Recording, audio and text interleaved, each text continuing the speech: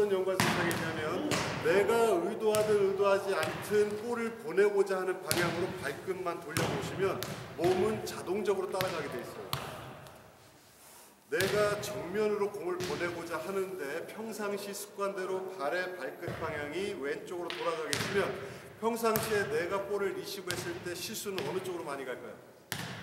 자연스럽게 왼쪽 방향, 즉 왼쪽 방향으로 풀려 들어가면서 리시브가 자꾸 왼쪽으로 가는 경우들이 많이 있어요. 반대의 경우죠. 발끝의 방향이 오른쪽일 경우에는 나는 정면으로 보내고 싶어도 발은 오른쪽으로 자연스럽게 진행하기 때문에 볼의 방향도 오른쪽으로 가더라 라는 걸 염두에 두신다고 하면 지금 스텝에서 필요한 기본 자세에 하나 더 점검할 수 있습니다. 어떻게? 기마 자세에서 준비됐을 때 발끝의 방향이 바깥으로 자연스럽게 벌어지시는 분들 계세요.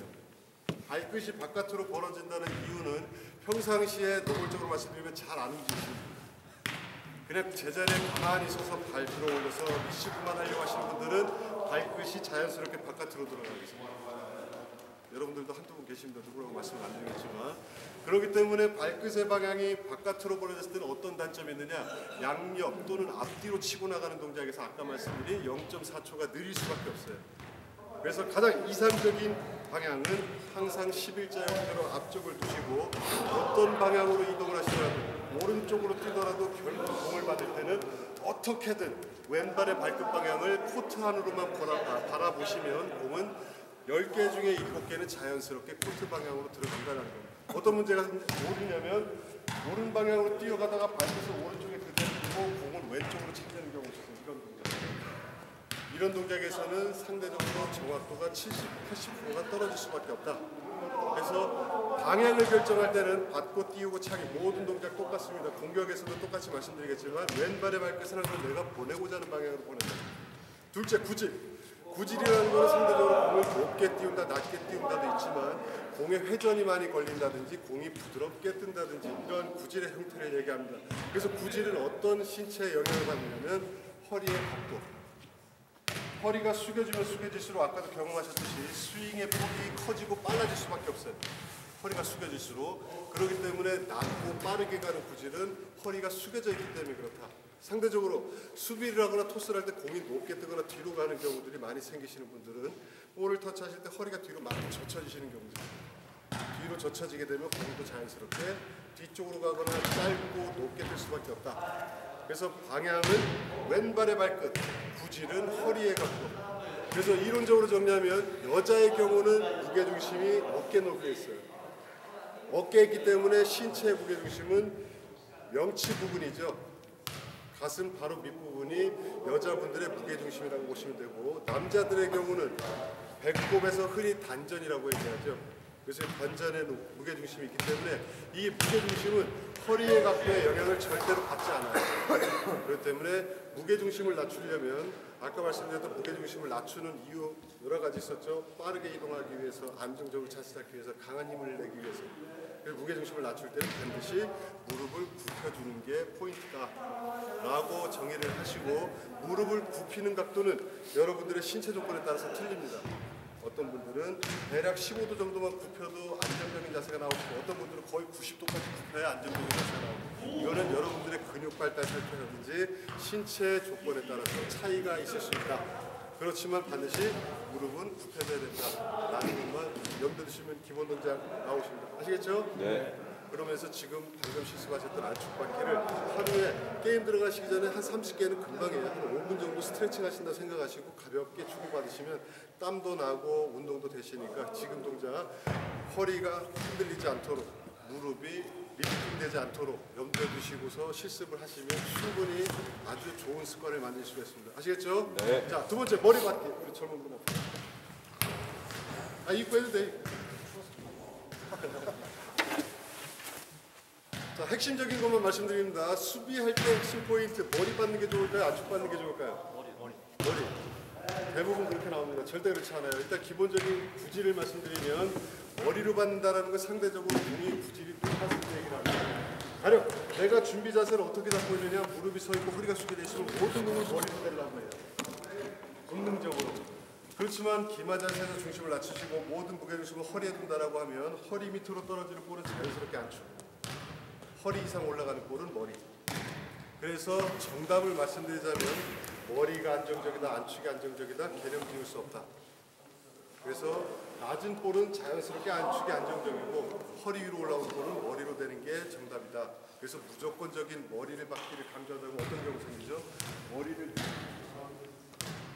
땅에 절을 하는 경우도 많이 생기세요. 그래서 절대 좋지 않은 것들이 많이 나오니까 이론적으로 정리하실 때 확실하게 허리 밑으로는 다리, 허리 위로는 머리. 그럼 머리 받기는 어떻게 하는 게 좋으냐? 축구에서는 빠르게 갈수록 좋아요. 관절을 많이 쓸수록 공을 빠르게 헤딩 슛으로 연결을 할 수가 있습니다. 관절을 많이 쓴다는 건 그만큼 공의 회전을 스피드를 빠르게 해줄 수 있다는 걸 의미합니다. 그래서 이 족구에서 머리는 다시 말씀드리지만 패스나 슛의 개념이 아니라 리시브의 개념이기 때문에 안정적으로 가기 위해서는 관절을 안 쓸수록 좋다. 자, 기본 동작 한번 볼게요. 평상시 하던 습관들. 평상시 하던 습관들 할 때 그대로 해줍니다.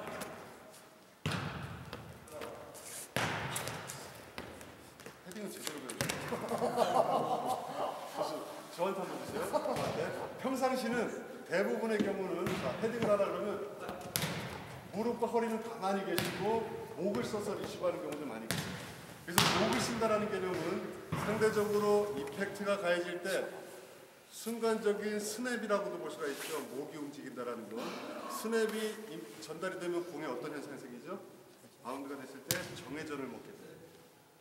정회전을 먹으면서 토스에게 공이 연결이 됐을 때는 리시브가 빠르게 네트 쪽으로 회전하는 형태로 진행하죠. 그래서 세터가 가장 띄우기 어려운 볼이 회전을 주는 스냅을 이용한 리시브가 가장 토스하기가 어렵다. 라는 측면에서 이해를 하시면 되는데 아주 최악인 경우 목과 허리를 동시에 쓰는 경우 이 두 가지 관절이 같이 쓰게 되면은 부연 설명 드릴 것 없이 공이 얼마나 빠르고 낮게 갈지는 당연히 연결이 되겠죠. 그래서 핵심 포인트는 목과 허리를 쓰지 않고 무릎을 최대한 낮은 기마 자세에서 무릎을 어떻게 이용해서 반동에 의한 리시브가 되냐라고만 정리하시면 됩니다. 참고적인 팁 하나는 여러분들이 습관적으로 100m 달리기를 할 때 어느 발을 뒤로 뺄까요? 중발, 오른발. 네? 중발? 주로 사용하는. 주로 정답입니다. 본인이 가장 숙달되고 주로 사용하는 발을 뒤로 빼게 되죠. 반대로 빼는 경우는 없어요. 그 이유는 뭐죠?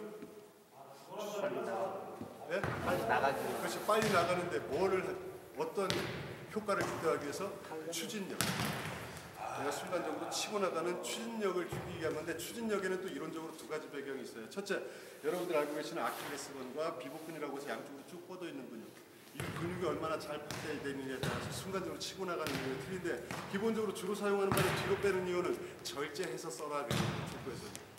그래서 오른발을 기준으로 오른발 잡을 기준으로 오른발을 뒤로 빼서 리시브할 때는 왼발을 효과적으로 잘 리드해 나가면서 강약을 조절해 나가는 게 좋다.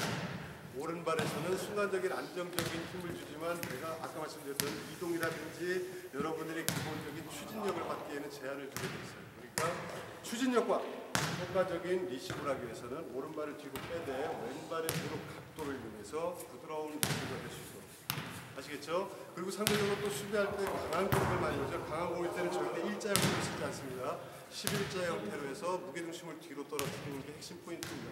이런 말씀을 드린 이유는 가장 많이 흔하게 질문하는 분들 중에 공의 역회전을 어떻게 주냐고 질문하시는 분들 많이 계세요. 의도적으로 만들어서 공을 역회전 주려다고 아까 말씀드렸죠. 목에 스냅을 쓰시는 거예요. 그래서 정확도가 떨어질 수밖에 없으니까 무릎은 안정적으로 중심을 잡고 무릎만 이용하면 바운드는 자연스럽게 역방향으로 회전이 진행이 된다라는 걸 알려주십니다. 무릎 준비. 준비는 아까 기마 자세 똑같습니다. 무릎의 각도는 거의 90도. 자, 준비.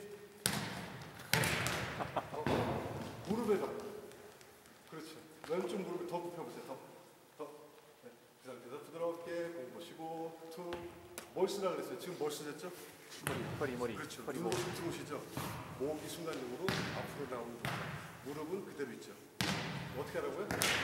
머리는 굽히고 무릎을 그대로. 무릎만 쓰겠습니다. 무릎. 그렇죠. 다시 준비. 무릎. 그렇죠. 나이스. 자, 다시. 네. 아까 지금은 어쨌든 좋은 증세예요. 다시. 자, 무릎. 그렇죠. 임팩트가 좀 빨랐어요. 저한테 한번 주세요. 자, 느낌을 잡으시려면 일어나는 느낌을 잡으세요. 다시 준비. 완전히 완전히 툭. 일어나시면 공이 세지도 않고 빠르지도 않고 안정적인 각도로 올라가는 겁니다. 그러다가 점점 습관이 되시면 자연스럽게 목과 허리를 고정합니다. 툭 일어나면서 리시브가 될 수 있도록 습관화시키는 게 가장 중요하다는 겁니다. 무슨 말씀이 되시죠? 네. 굉장히 단순한 동작이지만 이 동작에 습관이 안 돼 있으면 족구 실전에서 절대 좋은 리시브를 끝까지 풀어가기가 어렵습니다. 자, 요거 설명 드린 그대로